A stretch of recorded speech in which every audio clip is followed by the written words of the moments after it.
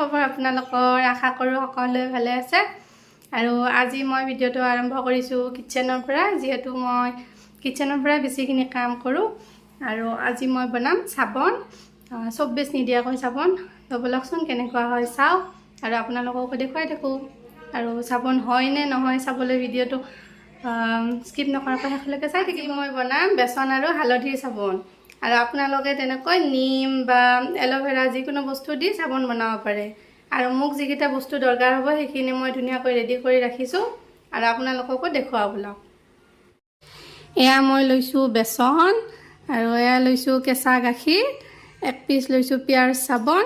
আৰু কেইপিচমান লৈছোঁ মই কেঁচা হালধি আৰু এইখন লৈছোঁ মই চিলিকন প্লেট এইখন অৱশ্যে অকণমান ডাঙৰ অৰ্ডাৰ দিছিলোঁ কিন্তু দেখাত ডাঙৰ দেখিছিলোঁ আহোঁতে সৰু আহিলে কি কৰিব উপায় নাই এইখনেৰে কাম চলাই লওঁ প্ৰথমে এই কেঁচা হালধিখিনি মই ৰসটো উলিয়াই লওঁ আৰু সেইকাৰণে এইখিনি মই মিক্সি জাৰ এটাত দি লৈছোঁ আৰু এইখিনি মই মিহি কৰি ইয়াৰ ৰসখিনি উলিয়াই লওঁ এয়া চাওক হালধিখিনি পিচি মই ধুনীয়াকৈ ইয়াৰ ৰসখিনি চেপি উলিয়াই লৈছোঁ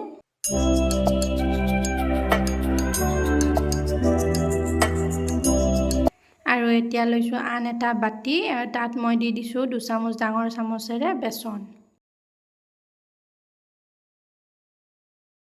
ইয়াত মই এতিয়া হালধিৰ ৰসখিনি মিক্স কৰি লৈ লওঁ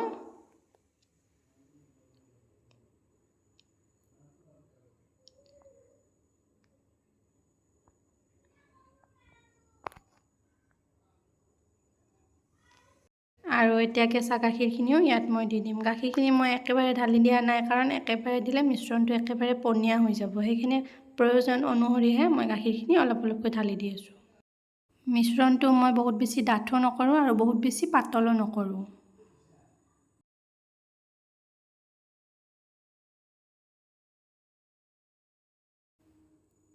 এইখিনি মোৰ ধুনীয়াকৈ ৰেডি হৈ গৈছে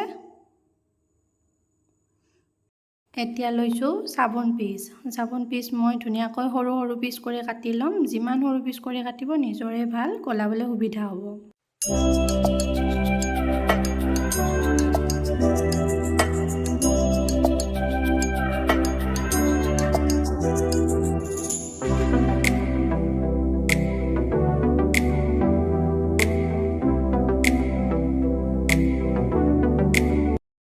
এয়া চাবোনখিনিও মোৰ কাটি হৈ গ'ল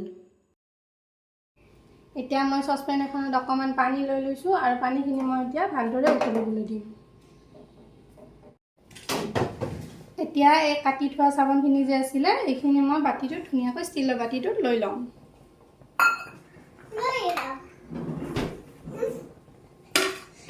আৰু এইখিনি মই চচপেনটোৰ ওপৰত এতিয়া ধুনীয়াকৈ বহাই দিম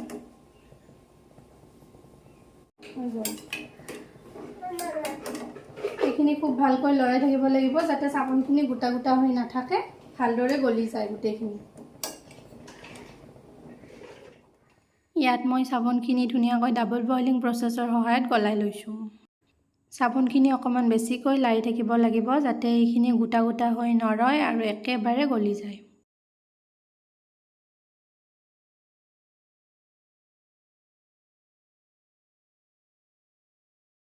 আৰু এয়া চাওক চাবোনখিনি মোৰ একেবাৰে ধুনীয়াকৈ গলি গৈছে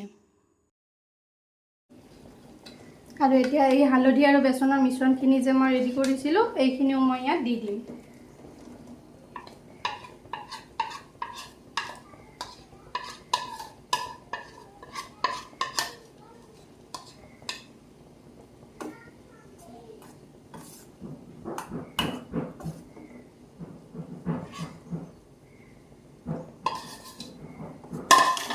আৰু এইখিনি অকণমান সময় ভালদৰে লৰাই থাকিম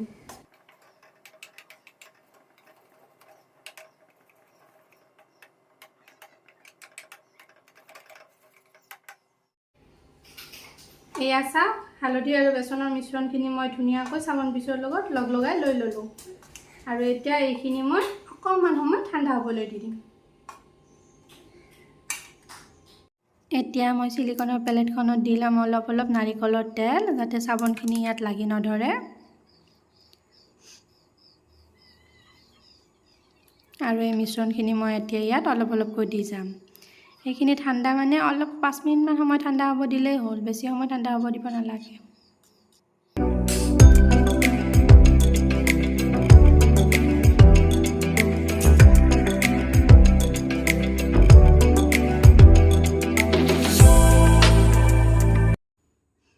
এইখিনি মই এতিয়া ফ্ৰিজত থৈ দিম।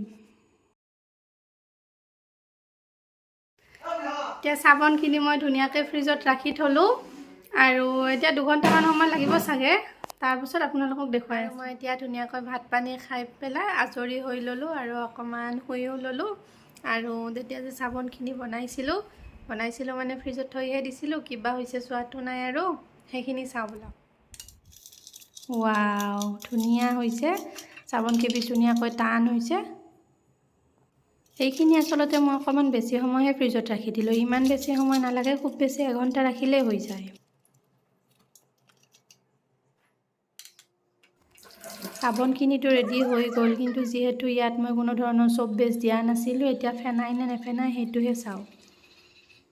ধুনীয়াকৈ ফেনাইছেও, মানে চাবোনখিনি ধুনীয়াকৈ ৰেডি হৈ গৈছে মোৰ।